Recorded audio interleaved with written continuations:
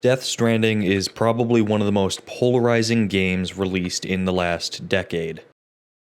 People's opinions began to split from the moment the game was revealed with an incredibly cryptic trailer that aimed to exclusively raise questions while answering none. Even though a portion of the conversation surrounding Death Stranding was positive, a significant number of people raised the point that the developer's pedigree may not be enough to warrant praise or allay concerns about the game. This sentiment carried across the numerous other trailers that were released alongside other information about the title, and even directly into the release of the game itself. Once players finally had their hands on Death Stranding, games media outlets and the average user alike couldn't exactly make up their minds whether they liked Death Stranding or not. One of the most common arguments being thrown around at the time of release was that the game was being given high review scores simply because of who made it. With that argument in mind, I'd like to take a look at Death Stranding as a separate entity from its creator, digging into the different aspects that make up the whole experience, and talk about why this game is so unique. Let's start by taking a look at the gameplay of Death Stranding, which I'm going to break down into two main categories, those being traversal and combat. One common complaint about the game is that it's just a walking simulator. While I'm sure many reviewers would argue to the contrary, I'm not here to do that. Death Stranding is absolutely a walking simulator, and it's easily the highest quality walking simulator you're likely to ever play. There's an absurd number of ways in which you can get across the map, a number that only climbs higher and higher the further you get into the game. For the basics, you have your normal walk, ladders, and ropes, all of which are provided to you in the beginning hours of the game. With the normal walk, Sam, the main character, is equipped with nothing more than his backpack and porter outfit, which allows him to carry equipment, mission-specific items, and some smaller packages on his legs and shoulders. You're able to walk at a leisurely pace or burst into a full-blown sprint whenever you choose, but are encouraged to walk carefully, even using the triggers on your controller to help balance the packages on your back. Ladders and ropes are able to be placed freely throughout the world, and each has their own use case. The ladder, as you would assume, can be used to climb up and over obstacles such as mountains, walls, buildings, etc. Alternatively, they can be used to cross bodies of water or gaps between cliffs. However, the ladder is really only good for ascending, so how do you get down from where you currently are? That's where the climbing rope comes in. You can use these to plant a pylon in the ground with the rope tied to it, allowing you to quickly descend from wherever you are. These are great for when you can't find a way to naturally traverse the landscape around you to reach your goal, and can even give you an escape route if you're being pursued by enemies and accidentally back yourself into a corner at the top of a mountain. The climbing rope can also be used to provide yourself a way to climb back up to a specific location without the use of ladders, with the caveat being that you have to reach the top of the location first before you're able to use the rope in this way. As you get further into the game, more traversal methods are introduced, such as the motorcycle, truck, numerous exoskeletons, bridges, roads, and even zip lines. The motorcycle and truck are fairly self-explanatory, offering a way for players to move across the map faster than they could on foot, while having some drawbacks as well. The motorcycle is faster than the truck, but it's smaller. This means that you may be able to cover distance faster, but it won't allow you to carry as much cargo, nor will you get as much range out of it. On the flip side, the truck allows you to carry more cargo and get further than the motorcycle would, at the cost of speed and mobility. If you still want to travel on foot, you can opt to use one of the exoskeletons available, between speed, power, and all-terrain. These restrict you from carrying cargo on the legs of your porter suit, but offer several different benefits. As their names imply, the speed exoskeleton will make you run faster, power will help you carry more cargo, and the all-terrain one will assist you in navigating the more difficult areas of the map, so you're less likely to trip and fall. However, much like the vehicles, these exoskeletons all have a finite range before they too run out of power. So how can you extend the battery life of all of these tools? You can either attach energy cells to your backpack giving you a small boost in battery power, or by building bridges and constructing roads using the materials found throughout the world. Both bridges and roads have built-in power delivery for whatever your chosen traversal method is, allowing you to walk, run, or drive over them without using any of your battery reserves. With that being said, neither of these last forever, nor can they be placed completely freely in the world. Roads take a lot more resources to construct than bridges do, and they have predefined locations as to where they can be built and where they lead to, but they stretch much further than a bridge does. Roads will also degrade over time, forcing players to constantly add more resources to them as part of their upkeep requirement, or risk having them crumble. Bridges can be placed at the player's discretion, much like ladders, but cover shorter distances than roads. These are particularly useful when setting up routes for delivery that have you crossing over a river, giving you the opportunity to drive a vehicle over it instead of walking across it over a ladder. Finally, there is the zipline, which, even for the people who like this game, has sparked some debate. The zipline is a craftable item that is capable of transporting players between the first placed zipline base and the next. The main critique I've seen regarding the zipline is that it allows players to skip entire sections of the map, both in the open world and during campaign missions, thereby making it something you skip gameplay with rather than it actually being part of the gameplay. I would argue that the zipline does in fact contribute to the gameplay, just not in the way you might expect. The actual act of getting on the zipline and moving from one point to the other isn't how it contributes. That's the reward for interacting with this gameplay system. The gameplay here comes from strategically setting up ziplines as you move throughout the world, since you have to physically reach a location prior to being able to set one down. Not only that, but it directly interfaces with another gameplay mechanic that I'm going to talk about in just a minute. After detailing all of this, you might be wondering why there are so many different methods of getting from point A to point B. This is because of three other interconnecting systems, those being stamina, traversal difficulty value, and the social integration system. Each action you take impacts your stamina level, determining how long you're able to climb on a rope for, how much cargo you can carry, the distance you can travel with it, and more. The different tools at your disposal will all affect your stamina in their own way, some helping you more than others. But stamina isn't the only thing you need to worry about when moving across the map. You will also need to be acutely aware of the traversal difficulty value of your surroundings. If you scan the environment with your Odra deck, you'll see every single surface in this world has a value determining how difficult it is to navigate, and as a result, how likely Sam is to trip over it, how much stamina will be consumed, and so on and so forth. That's why there are tools like the all-terrain exoskeleton, which can negate some of the effects of rough terrain. Lastly, there is the social integration system. While playing Death Stranding in online mode, your map can become populated with different items from other players' sessions. For example, you can come across cargo that another player lost, a bridge that someone else built, or even zip lines. This encourages players to take advantage of all of the tools at their disposal, since they know that it isn't solely for their own benefit, but that they could be lending a helping hand to someone else too. This also coincides with one of the many themes of the story, connection. The catch here is that the map is broken up into different regions, all of which need to be reached and brought online before you can see other players' creations and items. Going back to the zipline, you can see how this tool may seem almost broken at first, letting you skip huge chunks of the map, but in actuality, it ties directly into the rest of the systems at play. The traversal gameplay of Death Stranding can essentially be boiled down into a risk-reward system, in which players are given a wealth of options to choose from, and then left to decide how best to reach their goal. Moving on, let's take a look at the combat of Death Stranding. On the surface, Death Stranding may look like your typical third-person shooter with serviceable gunplay, but nothing special or out of the ordinary. However, as just discussed, risk-reward is the name of the game here.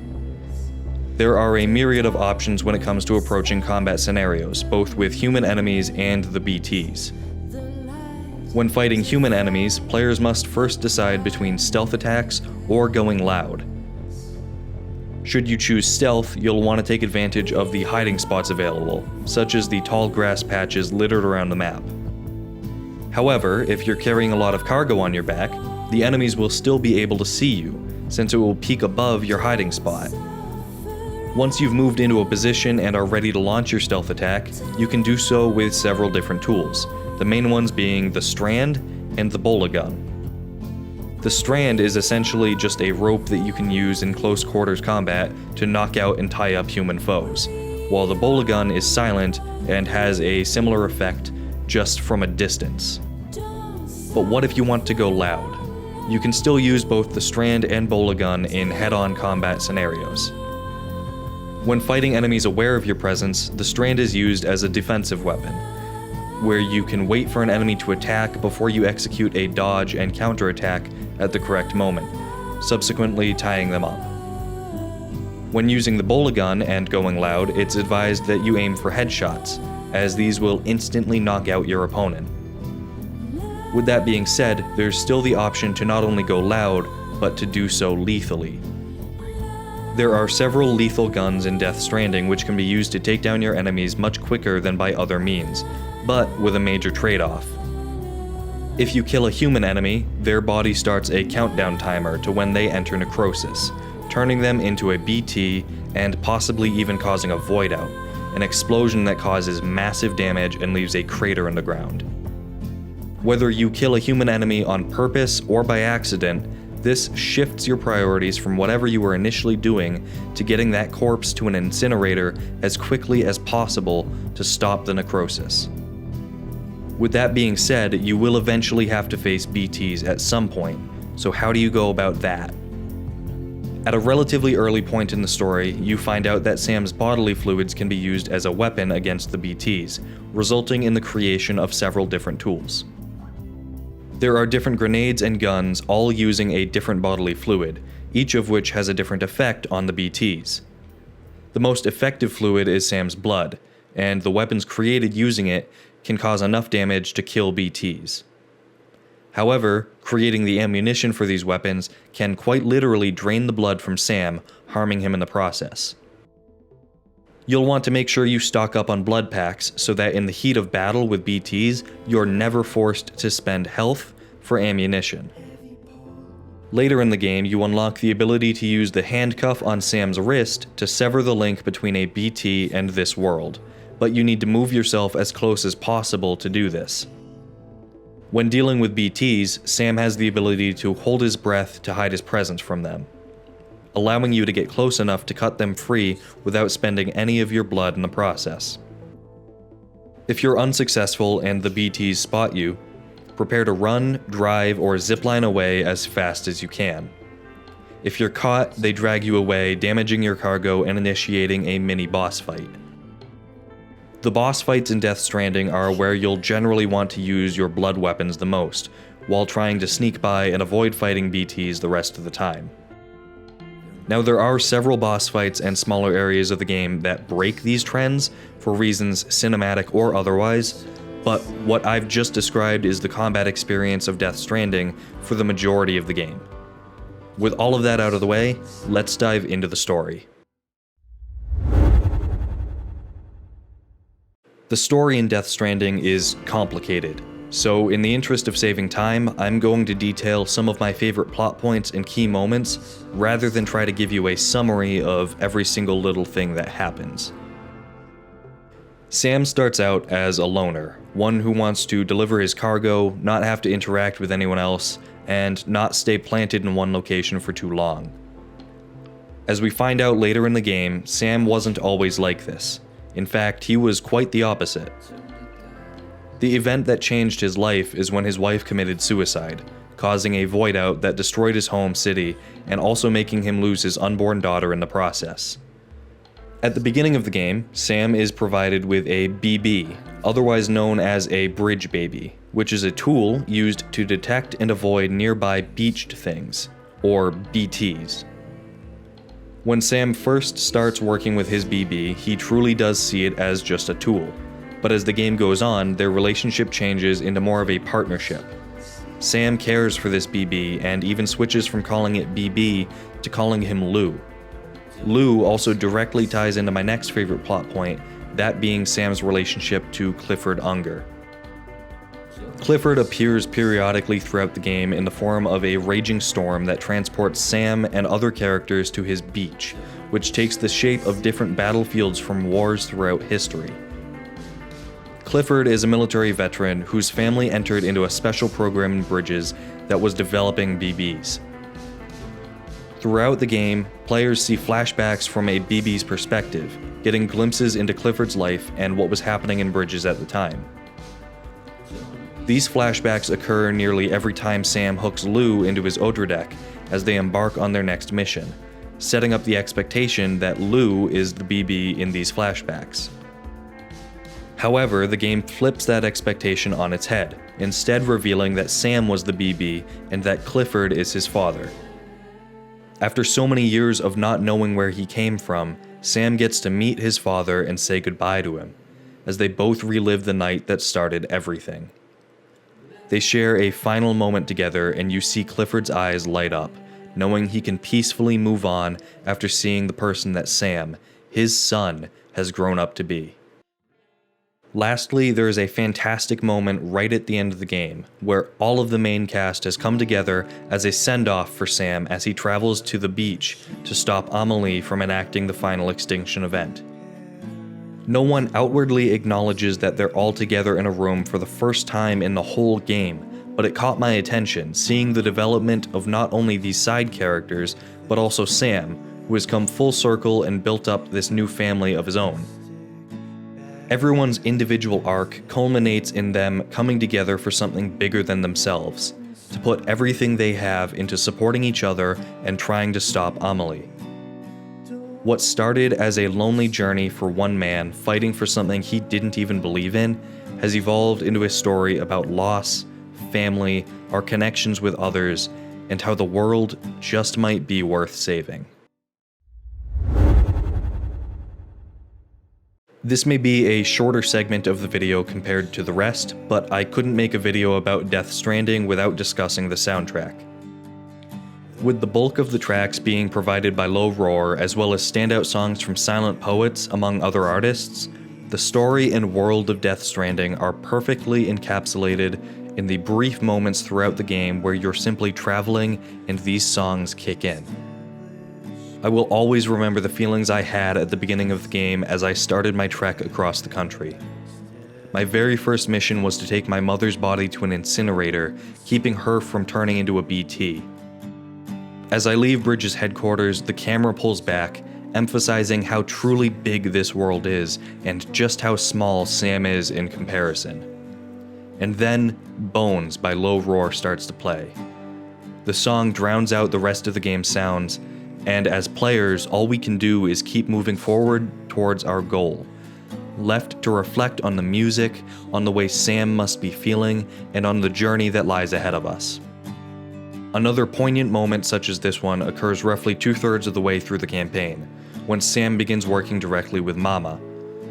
After using the handcuff tool described earlier to sever the cord between Mama and her BT child, she asks that you take her to go see her sister. She's too weak to travel alongside you, so you strap her to your back and begin your climb up and over the mountain that separates you from your objective. When you reach the base of the mountain and start climbing, The Machine by Low Roar starts to play. At this point, you know why she wanted to see her sister, for one final goodbye. It's this realization, coupled with this song and the imagery of the snowy mountain, that combines to become one of my favorite missions in the game. No combat, no climbing ropes or ladders, no packages to organize and balance, just you honoring someone's last wish to go see their sister before they die. There are plenty more examples of this that I could run through, but my point is, the soundtrack for Death Stranding is absolutely incredible. The curation of these songs, having them placed at all the right moments and fit thematically with the points in the story that they fall at, is near perfection. The soundtrack of Death Stranding has introduced me to artists I may have never found otherwise, and has given me songs that I listen to on a daily basis now. Not only will the songs stick with me for a long time, but the moments of gameplay that accompanied them will as well. If you look at the title of this video, you might notice that I haven't even mentioned Kojima's name once up until this point.